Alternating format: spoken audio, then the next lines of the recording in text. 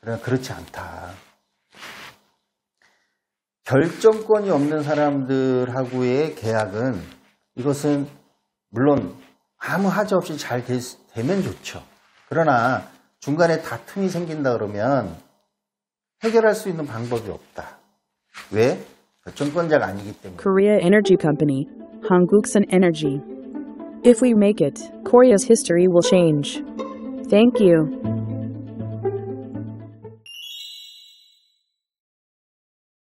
네, 안녕하십니까. 한국선에너지입니다. 자, 오늘의 주제는 태양광 계약은 반드시 업체 대표화하시라. 이런 말씀이에요. 이런 내용의 영상은 여러 차례 제 유튜브 채널에 올려드렸었어요. 이게 굉장히 중요한 얘기이기 때문에 그렇죠. 제가 엊그저께 우리 예비사업주, 저하고 몇 번씩 통화를 했던 예비사업주한테 전화를 한번 받았어요. 내용인즉슨 그래요. 뭐 A라는 업체하고 계약을 했는데 문제가 생겼다. 이거 좀 해결할 수 있는 방법 좀 알려달라. 그래요. 그래서 무슨 내용이 어떤 문제가 생겼는가 제가 이제 여쭤봤어요. 그랬더니 그 영업을 맡은 영업소장하고 계약을 했는데 계약금까지 다 넘어갔대요. 그런데 이제 서류를 준비를 해라. 발전사업 허가 서류를. 그래서 서류를 다 준비해서 연락을 했는데도 서류를 가지러 안 온다는 거예요.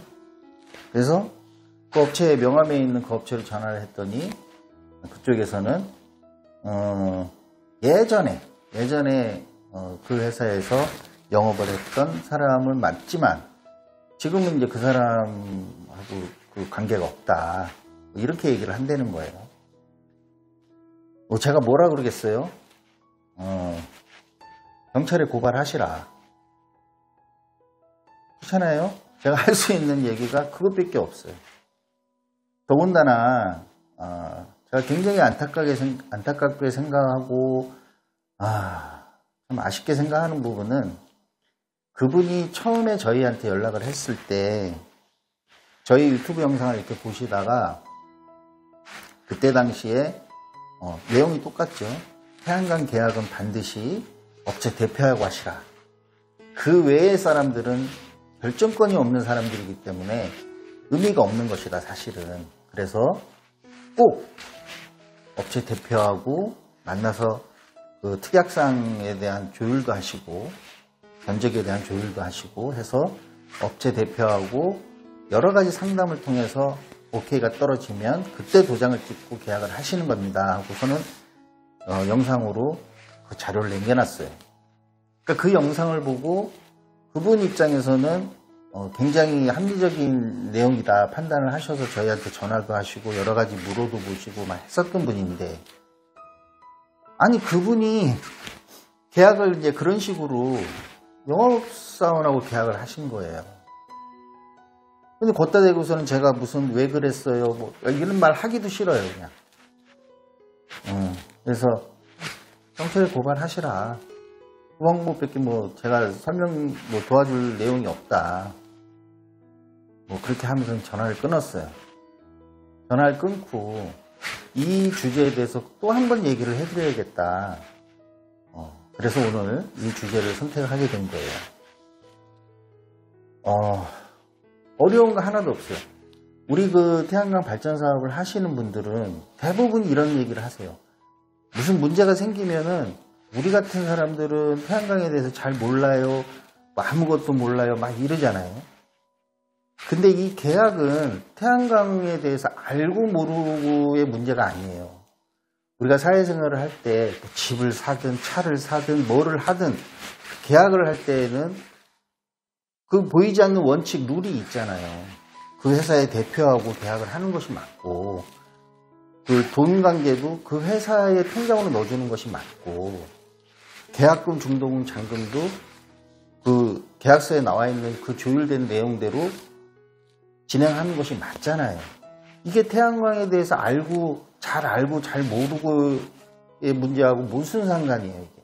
아무 상관도 없는 거죠. 근데 이것은 그냥 사회 통념적으로 우리가 원칙적으로 지켜만 주면 되는 것인데 잘 안 지킨다. 특히 태양광 잘 안 지킨다. 왜? 지금 뭐 지방이나 이런데 영업으로 뛰고 있는 사람들이 워낙 많다 보니까 그냥 태양광은 그 지역에 뭐 영업하러 다니는 사람들 또 뭐 그런 사람들 통해서 하는 걸로 아세요. 그러나 그렇지 않다. 결정권이 없는 사람들하고의 계약은 이것은 물론 아무 하자 없이 잘 되면 좋죠. 그러나 중간에 다툼이 생긴다 그러면 해결할 수 있는 방법이 없다. 왜? 결정권자가 아니기 때문이다. 이렇게 이해하시면 돼요. 그래서 업체도 마찬가지인 게 뭐냐면 영업하신 분들이 어디서 계약을 해갖고 계약서가 회사에 들어오면 최소한 그래도 업체의 대표는 그 사업자하고 통화를 해야죠. 통화를 해서 그 계약서에 어떤 특약 내용이 있다 그러면 그 특약 내용을 다시 한번 검토를 하면서 정확하게 어떤 내용인지를 사업자하고 통화를 해야 되는 것이고 특약사항이나 뭐 이런 게 없다 그러면 영업사원이 이 발전 사업에 대해서 정확하고 제대로 된 설명을 했는지도 검토를 해야 되는 거예요. 그래야지 처음에 그 계약서 그 내용 그대로 준공을 할 때까지 하자 없이 다툼 없이 일사천리로 진행이 될 수가 있는 것이죠. 근데 업체 대표도 그런 거 안 하려고 그래요.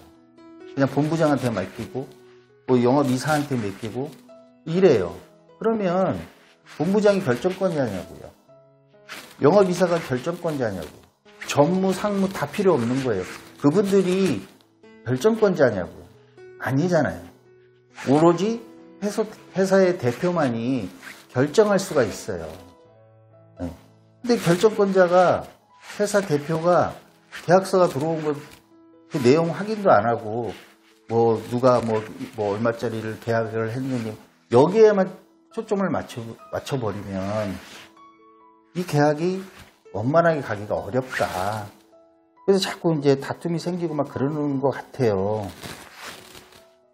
그럼에도 불구하고 제가 이제 이 얘기를 자꾸 하는 것은 뭐냐면, 저도 태양광을 하잖아요. 시행도 하고 시공도 하잖아요. 저는 이제 개인적으로 이 신재생 에너지, 태양광 이런 쪽을 굉장히 저는 호의적으로 생각을 하는 사람이거든요. 뭐 회사의 이익을 떠나서.